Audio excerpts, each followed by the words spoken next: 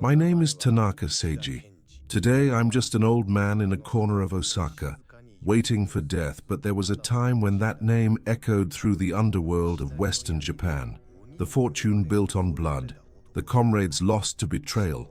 I intend to speak of it all here today because in the end it's all I have left. It all began in those post-war ashes. It was the 25th year of the Showa era, 1950, the year I was born. I never knew my father's face. My mother used to say he was a longshoreman at the port, bustling with the special demand from the Korean War, but nobody knows the truth. My mother was a woman who survived by diverting food from the black market. My first memory is the leaking ceiling of a clapboard shack and the faces of the filthy adults who came and went. Everyone was starving. Everyone had lost faith in tomorrow. It was an era like that. By the time I came of age, I was already a child of the black market. Theft, extortion, everything I needed to survive I learned on the streets. I have no memory of properly attending school. The sensation of slipping a wallet from someone's pocket was far more realistic to me than any textbook. My life changed in the winter I turned 15. I was in the crowds of Minami, looking for a mark as usual, when a man grabbed my arm. His gaze was sharp, freezing me to the core. He wore a cheap suit, but the aura of intimidation he gave off was extraordinary. The man dragged me into an alley and, without a word, punched me in the gut. The wallet I'd stolen clattered to the ground. "Kid, you've got potential," the man said, laughing. That man was Kato, the Wakagashira, underboss of the Tamura-gumi, an organization that was rapidly expanding its power in Osaka at the time. The Tamura-gumi was a new group, making its shinogi income from controlling the port labor and running gambling dens. It was a collection of men who had risen through the ranks with nothing but strength and grit in the post-war chaos. Kato said to me, "A kid with eyes like yours either dies in the gutter or does something big. Why don't you work for me? I'll make sure you eat your fill." For me, who knew nothing but hunger and loneliness, there was no reason to refuse.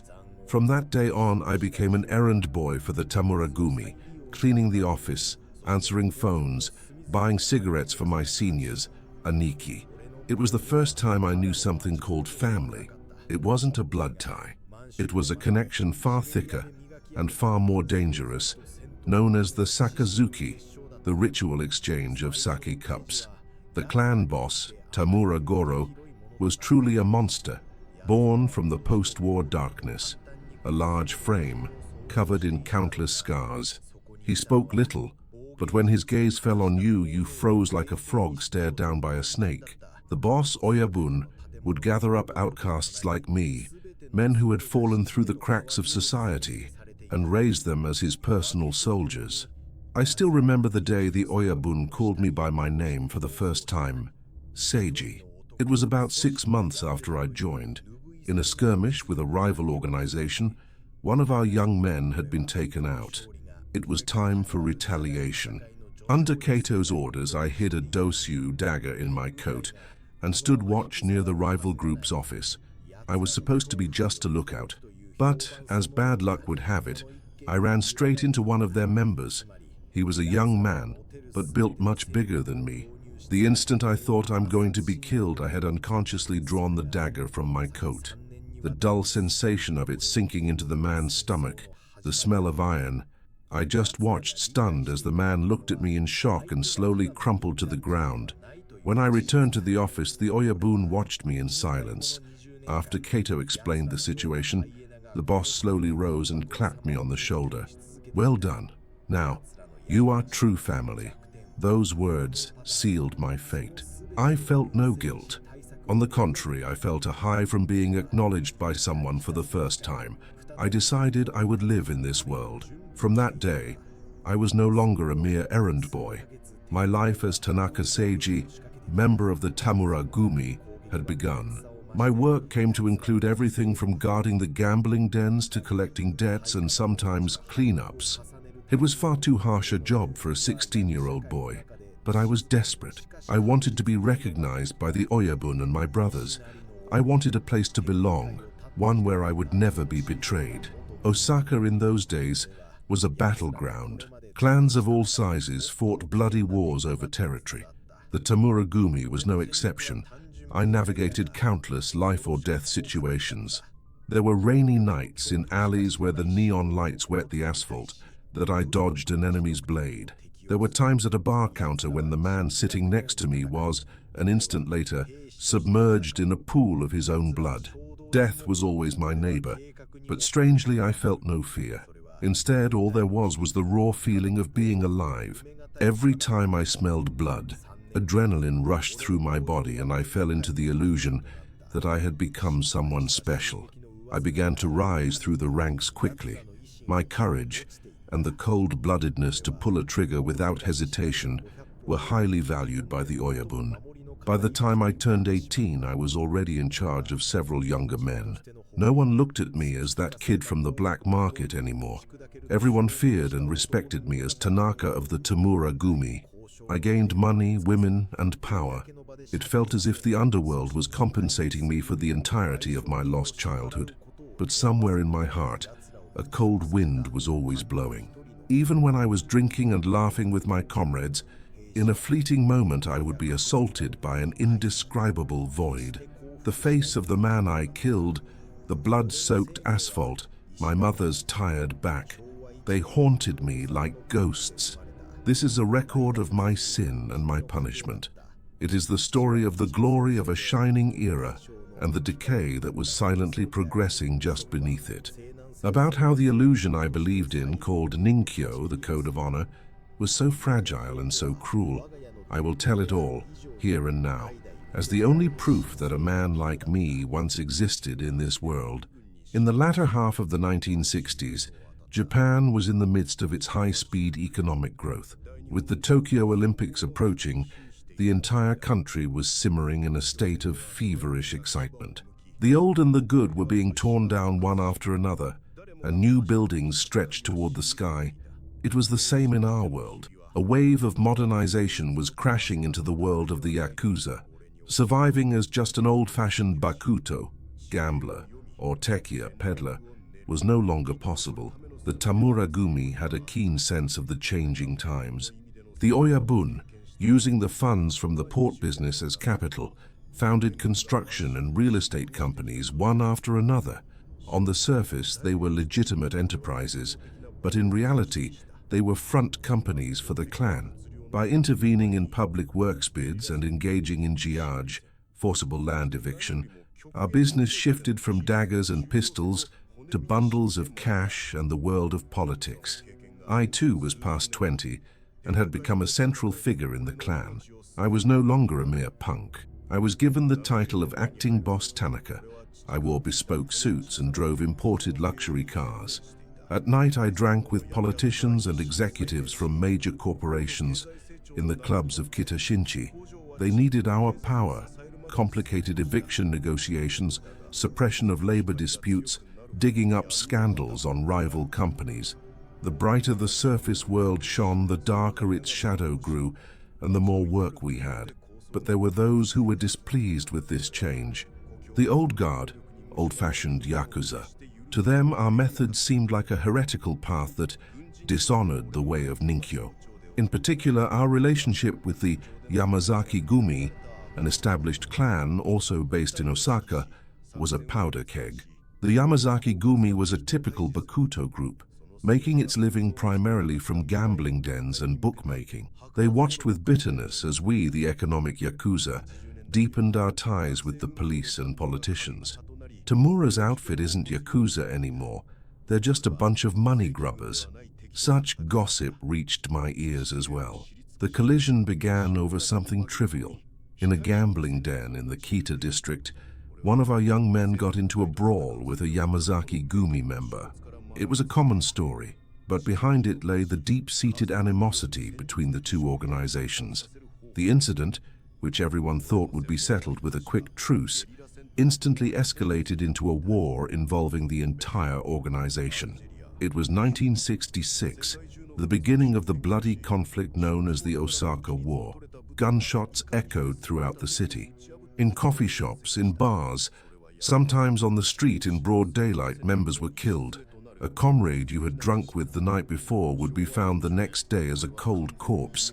The newspapers reported our war as the top story every day. The citizens were terrified and the police set up a special task force, but the flow of blood did not stop.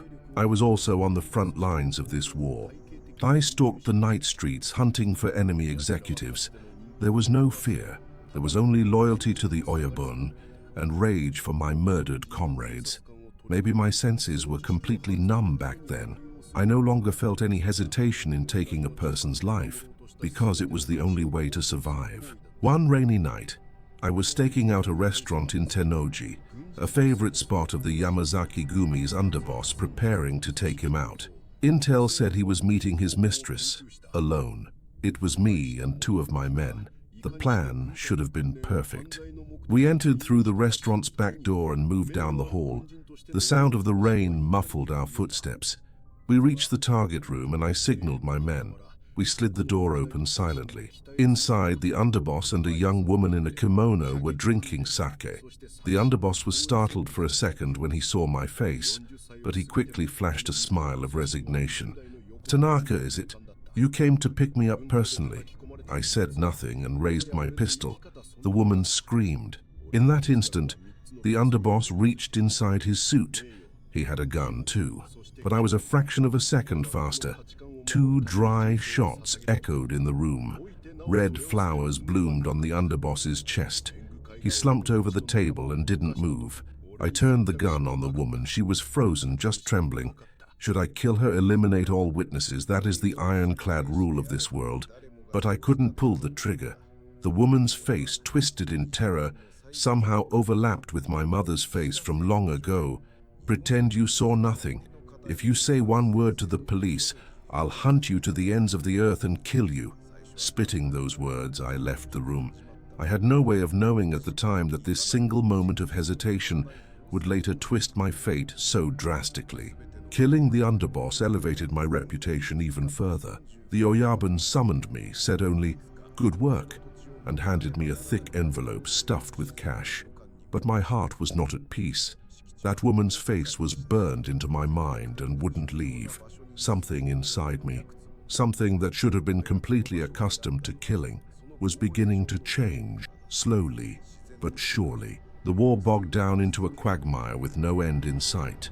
Both the Tamura Gumi and the Yamazaki Gumi had shed too much blood. The police crackdown intensified, and executives were being arrested one after another. I was also in a position to be nabbed at any moment. Amidst all this, the Oyabun made a decision. "We're making a truce." The boss's words threw the clan executives into an uproar. A truce now. It would be an insult to our dead comrades, but the Oyabun's will was firm. If we keep trying to destroy each other, the only ones who profit are the cops. The times have changed. From now on, Yakuza have to use their heads too. The Oyabun's true goal was not to crush the Yamazaki Gumi. It was to use this war as an opportunity to redraw the map of Osaka's underworld, placing the Tamura Gumi at its apex. As a condition of the truce, the Yamazaki Gumi was forced to drastically reduce its territory and, in effect, came under the Tamura Gumi's control. The Osaka War ended in a complete victory for the Tamura Gumi. We had become the rulers of Osaka's darkness. At the victory celebration, everyone was drunk on success. But I, nursing my glass alone, felt an indescribable anxiety. We had lost far, far too much, and I had a feeling that the one mistake I had made was silently biding its time. At the end of the 1960s, our victory in the Osaka War had transformed the Tamura Gumi into the largest organization in Western Japan. The name of the Oyabun, Tamura Goro, was etched into the National Police Agency's records as a top priority dangerous individual, and I, Tanaka Seiji, was recognized by all as his right-hand man. Our empire was truly in its golden age. On the surface, construction, real estate, finance. Underneath, gambling, loan sharking, and smuggling from overseas. Money flowed in endlessly like a filthy river. I built a white mansion on a hill overlooking Osaka Bay, a world unimaginable from the shack I once lived in. I wore fine suits and swam through the sea of neon in Kitashinchi every night. Young members were always at my side, everyone bowed to me. But behind that glamorous life, my heart grew drier by the day. Something had changed since that night during the war when I killed the underboss. It was as if the hot mass that used to be inside me, when I pulled the trigger, had turned to cold ice. The Oyabun changed too. The man who stood at the pinnacle of power gradually became a vessel of paranoia. The compassionate gaze he once had for his men was gone. He now wore the face of a lonely king who trusted no one. In executive meetings, the Oyabun would berate his subordinates for trivial matters and demand absolute obedience. Even the oldest executives cowered before him. Seiji, what do you think? In meetings, the Oyabun often asked for my opinion. It seemed like a sign of trust, but at the same time I felt he was testing me. The jealous stares of the other executives pierced my back. I chose my words carefully, always giving answers that seemed to align with the boss's will. In this empire, to stand out too much meant death. I was the monster my father, the Oyabun, had created, and at the same time I was the one who posed the greatest potential threat to that monster. I understood this better than anyone. On one such day, my past came knocking softly. A detective visited my mansion. He was an older man with a tired look in his eyes, a veteran of the anti-gang unit, the Marubo, named Kuroda. Mr. Tanaka, let's talk about the old days. Kuroda said this and pulled out a photograph. It was a photo of the Yamazaki Gumi underboss I had killed years ago in the Osaka War. You're the one who killed this man, aren't you? The statute of limitations is almost up, but I lit a cigarette in silence. What do you want? I replied curtly. The woman you let go that night. She started talking. My heart froze at Kuroda's words. The woman from the restaurant, the one I couldn't bring myself to shoot. I thought the war was over, that it was all in the past. But the past never disappears. It always returns for revenge when you've forgotten it.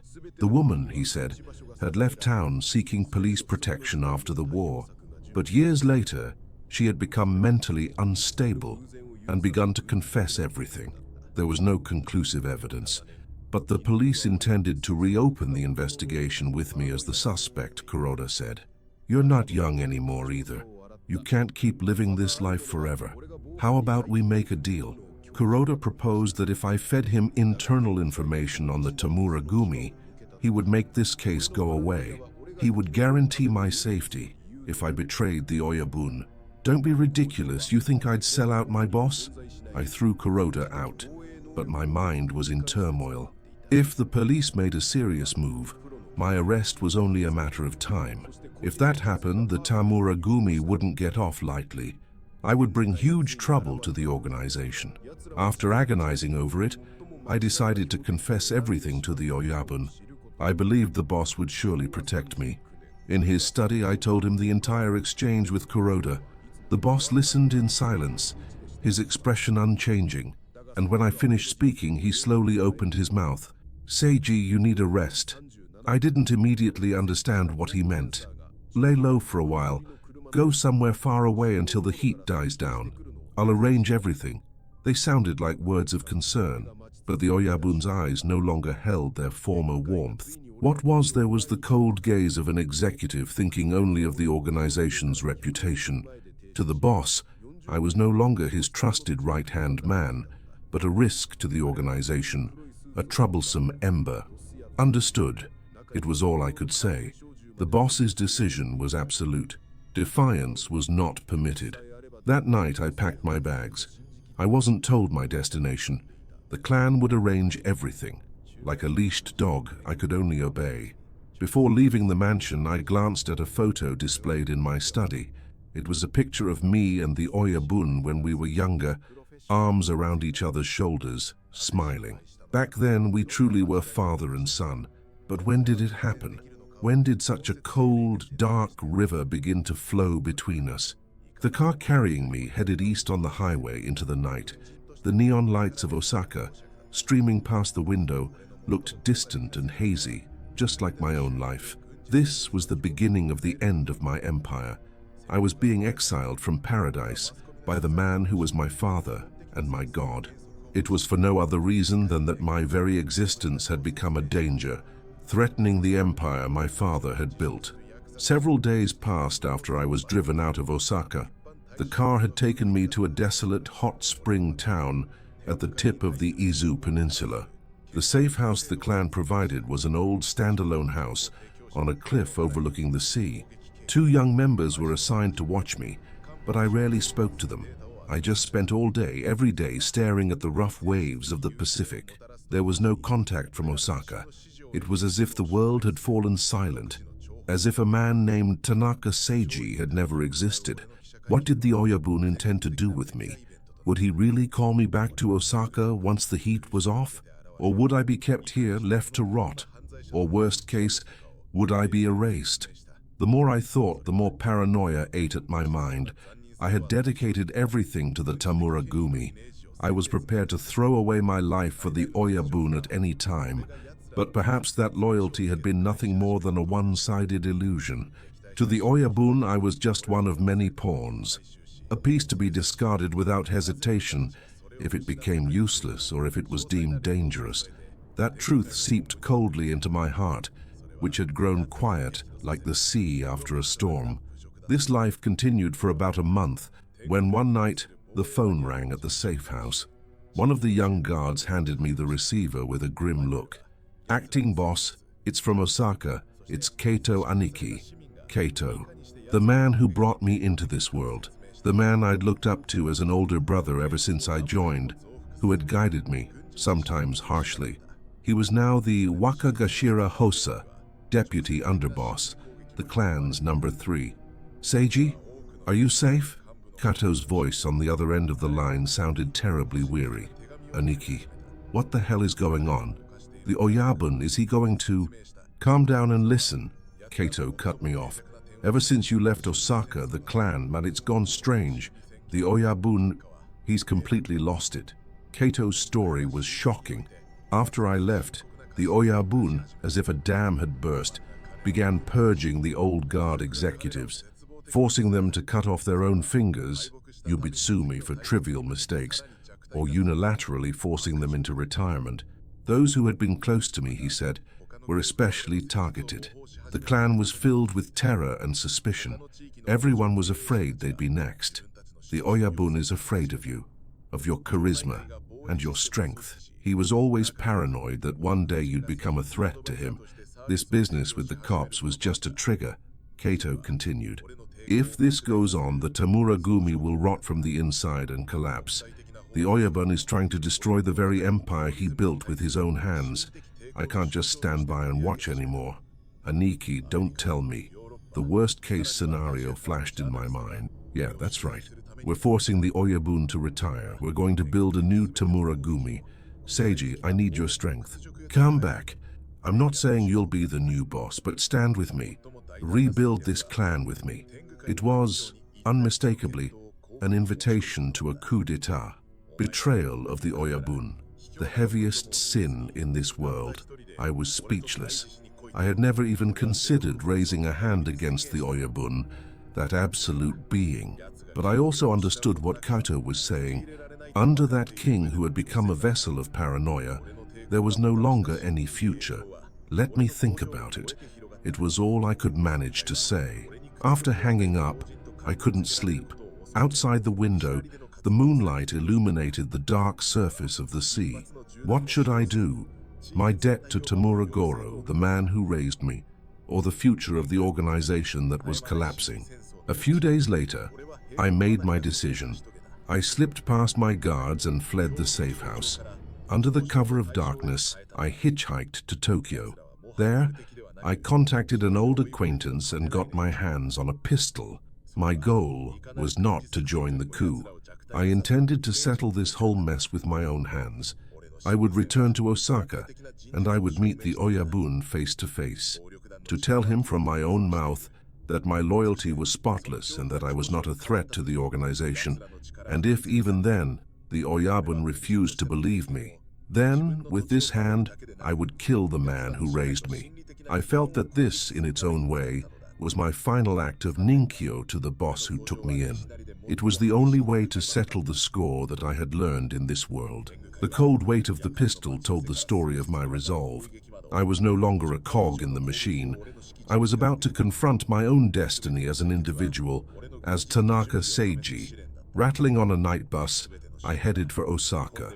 The scenery outside the window was endlessly dark. It seemed to prophesize my own future. I was pushing forward on a path that led to my own destruction. There was no turning back now. I held in my chest the premonition that the end of this journey would be the end of my life. Autumn, 1977. I was back in Osaka. It had been a week since I fled the safe house in Izu. I was now a man hunted by the Tamuragumi. My escape was likely known to every Yakuza organization in the Kansai region. Walking the streets, I could be shot at any moment. But strangely, my heart was calm. Perhaps that's how it is for a man who has made his resolve. I didn't move immediately. First, I holed up in a cheap hotel in the city and made secret contact with Kato. Kato was worried I would do something reckless, but when he realized my decision was firm, he gave me one piece of information. 3 nights from now, the Oyabun is attending a party for a politician he's close to. The place is a hotel in Nakanoshima. Security will be light. If you're going to do it, that's the only time. Kato added that he and his allies in the coup were planning to seize control of the clan's main facilities that same day. If I took out the Oyabun, it would all be over, he said. But my thinking was different. This was a problem between me and the Oyabun, just us two. I wouldn't let anyone interfere. Aniki, stay out of it. This is my burden to settle. I said that and hung up. I could only pray that Kato had sensed the loneliness and tragedy behind my words. Until the day of the strike, I stayed in my room just waiting for time to pass. The faces of my old comrades flashed in my mind, one after another. Those who died in the wars, those who got arrested, and those who, at this very moment, might be pointing a gun at me. Was the empire we built just a castle in the sand? Was the family bond we believed in so fragile in the face of power and money? The promised night arrived. I dressed in a black suit and hid the pistol in my overcoat. In front of the hotel, several black cars were already parked. In the lobby, men who looked the part scanned the area with sharp eyes. I entered the hotel through a back entrance. I had the layout of this hotel perfectly memorized from the time I'd staked it out to target a rival executive. I moved through ventilation ducts, cut through the kitchen and followed a service hallway. When I got near the main ballroom where the party was being held, I saw a familiar face walking down the hall, one of the boss's close aides. Shit, was I seen? I ducked into the shadows. The man walked past, oblivious. My heart was pounding. I snuck into the projection room just above the ballroom. Through a small window, I could see the glamorous scene below. Well-dressed men and women, politicians, business magnates. And there, at the central table, sat the Oyabun, leaning back arrogantly. It was the first time I'd seen him in months. He looked a little gaunt, but the sharpness in his eyes was unchanged. A lonely king. The phrase crossed my mind. I could have shot the boss from here, but that wasn't the ending I wanted. I had to look the Oyabun in the eye to exchange final words. The party ended and people began to leave the hall. The Oyabun also stood up, surrounded by several aides. I slipped out of the projection room and circled around to the private elevator they would use. I would ambush him in the elevator hall, waiting for the moment he was alone. Soon the boss's entourage arrived. The aides bowed deeply in front of the elevator as only the Oyabun stepped inside. The chance was now or never. I shoved my body into the gap of the closing doors.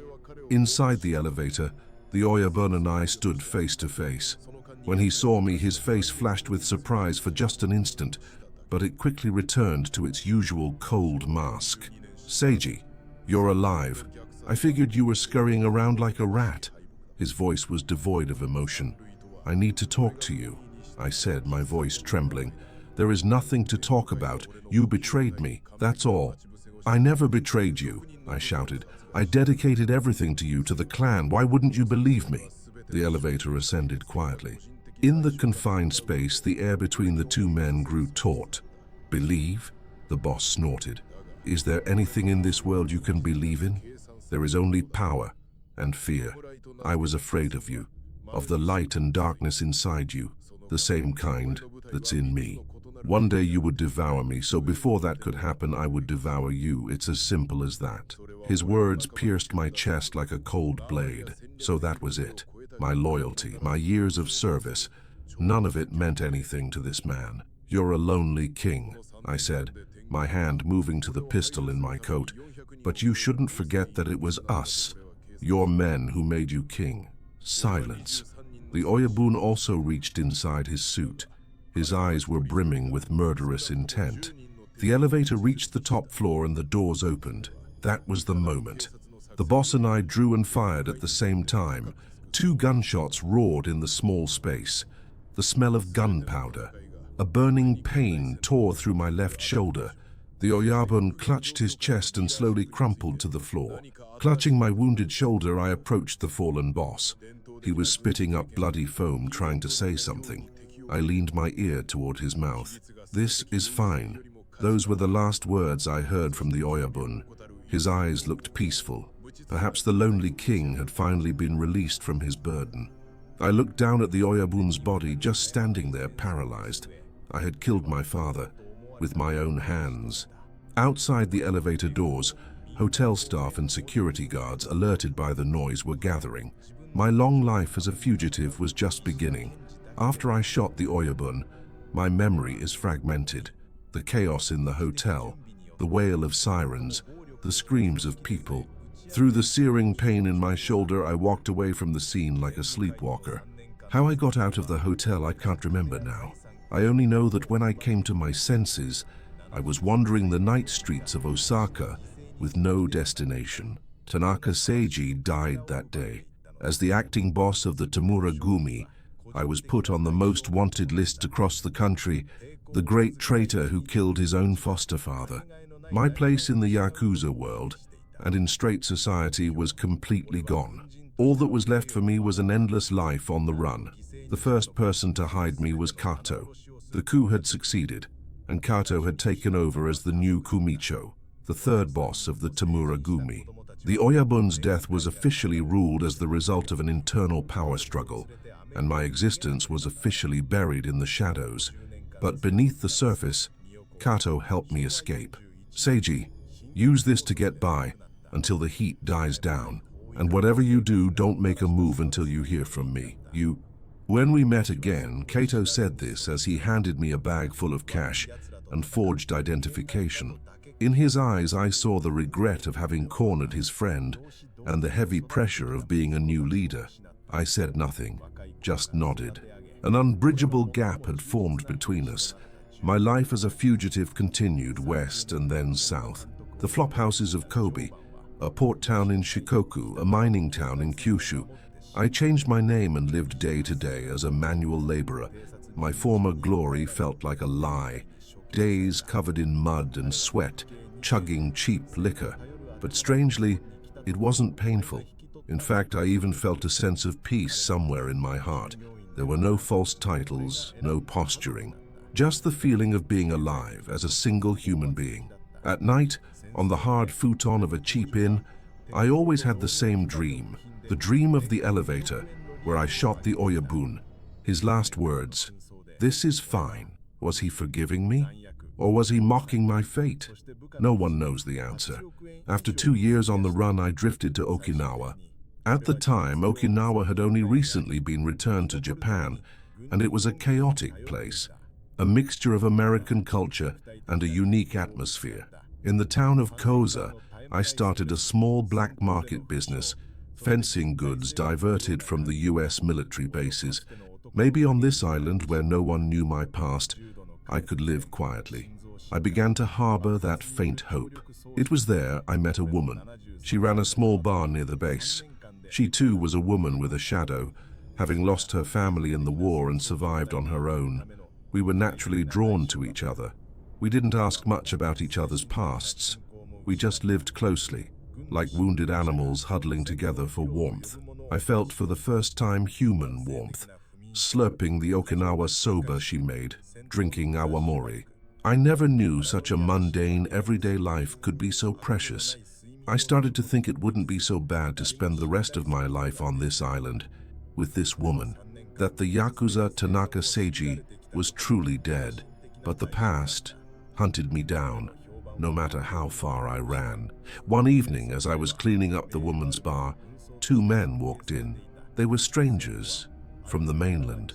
Their sharp eyes, their flawless posture, I knew in an instant they were Yakuza. "You're Mr. Tanaka Seiji, aren't you?" one of the men said quietly. From his accent, I knew he was from Osaka. My heart froze again. How did they find me? "You have the wrong person," I answered, but I could hear my own voice trembling. The men grinned. "The third is calling for you. You're coming with us to Osaka." The third, Kato. Why was he calling me now? My peaceful days shattered with a crash.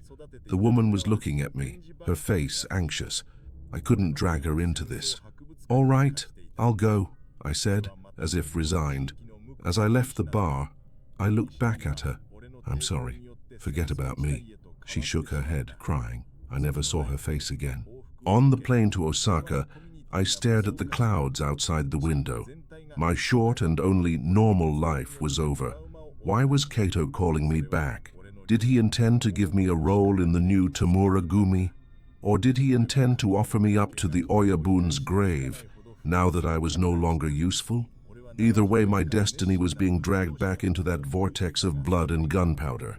The peace I had dreamed of was, after all, just a fleeting illusion. My soul was born a Yakuza, and it was only permitted to die as a Yakuza. I felt as if the city of Osaka was waiting for my return, like a giant graveyard. In 1980, I set foot on Osaka's soil once more. The peaceful days in Okinawa felt like a distant dream. I was taken by the men who came for me to the Tamuragumi headquarters. The building, which I hadn't seen in years, had been renovated to be even more fortified and intimidating than before. In the back office, the room where the old Oyabun used to sit, Kato was waiting for me. Having become the third boss, he had acquired a powerful presence and no longer resembled the older brother I once knew. His eyes held the cold light of a man at the pinnacle of an organization. "Welcome back, Seiji," Kato said, pouring me a drink. "What do you want, third?" I replied in a deliberately formal tone. The relationship we once had no longer existed. He was the boss, and I was the great sinner who had killed his own Oyabun. Kato gave a bitter smile. "Don't be so guarded. I don't intend to harm you. In fact, I called you here to ask a favor." According to Kato, the Tamura Gumi was facing an unprecedented crisis. After I killed the Oyabun and Kato took over as the third, the organization was not united. The old guard executives who had revered the old boss were rebelling against Kato's methods and making ominous moves beneath the surface. Furthermore, the police crackdown on Yakuza organizations, known as the Summit Operation, was growing stricter by the day. In the Japan on the eve of the bubble economy, the old type of Yakuza was no longer needed. "I'm thinking of dissolving this clan." I couldn't believe what Kato was saying. "Dissolve? After all the blood we shed, you're going to destroy this castle we built with your own hands?" "The times have changed, Seiji," Kato said quietly. "Our era is over. I can't let any more of our young men die a dog's death. I'm going to disband the clan and restart as a legitimate corporation. That is my way of honoring those who died." But the forces opposing the dissolution were strong enough to split the clan in two, Kato continued. Their leader was a man named Yamazaki, who had once been my own subordinate.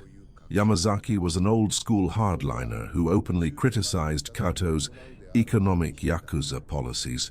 They were using the fact that I had killed the Oyabun as an excuse to undermine Kato's legitimacy. "That's why I need your strength." Kato looked me straight in the eye. "I want you to tell them the truth in your own words about you killing the Oyabun, and I want you to convince Yamazaki and the others. You're the only one who can. You are a legend in this clan." It was a ridiculous request. I was the man who had shouldered all the organization's sins and been exiled. What right did I have to stand before the clan members now? But I saw in Kato's eyes a desperate resolve. He was genuinely worried about the organization's future and was searching for a path that avoided bloodshed. If I refused now, the Tamura Gumi would undoubtedly split and plunge into a bloody internal war. That was the last thing I wanted. I prepared for the worst. This would be my final service. A few days later, an emergency executive meeting was held, gathering all the clan's direct branch leaders. There, Kato formally announced the dissolution. As expected, the opposition faction, led by Yamazaki, reacted violently, and the hall erupted in shouts and curses. At that moment, prompted by Kato, I stepped forward in front of the executives. At the sight of me, the room fell dead silent. Everyone held their breath at the appearance of the legendary Oyabun Goroshi, the boss killer, Tanaka Seiji. I began to speak quietly. I told them everything, from my first meeting with the Oyabun to the Osaka War, and the circumstances that led me to kill him. My personal feelings, my love and hate for the boss, and my own ninkyo that forced me to do it. I killed the Oyabun. It's a sin I can never atone for, even if I live 1,000 years. But listen, I killed a man named Tamura Goro, not the soul of the Tamura Gumi. The one who inherited that soul is the third. Our time is over. From now on, the job of a Yakuza isn't to shed blood. It's to protect the future of the young men. It was a cry from my soul. Yamazaki, biting his lip, listened to my story in silence. I don't know how much of an effect my confession had, but after that, the Tamura Gumi quietly closed the curtain on its history without any major conflicts. Kato kept his promise, disbanded the clan and restarted it as a construction company. Many members began new lives as legitimate citizens. I left Osaka once again, without seeing it all through. My role was finished. 30 years have passed since then. I changed my name and have lived as if holding my breath in a corner of this country. Sometimes I hear rumors that Kato is succeeding as a company president, or that old comrades are living their own lives. Sometimes I think of the woman in Okinawa. I just pray that she is living happily. What was my life? Was it just an empty journey, stained with blood and betrayal? But I have no regrets. I followed the ninkyo I believed in, however clumsily. Of that much I am certain. It's raining. The view outside the window is blurred. It's the same rain as that night. The night the Oyabun's blood flowed onto the asphalt. I put out my cigarette. My long and short story will also be coming to an end soon. My name is Tanaka Seiji. I was a Yakuza who lived in the shadows of the Showa era, that is all.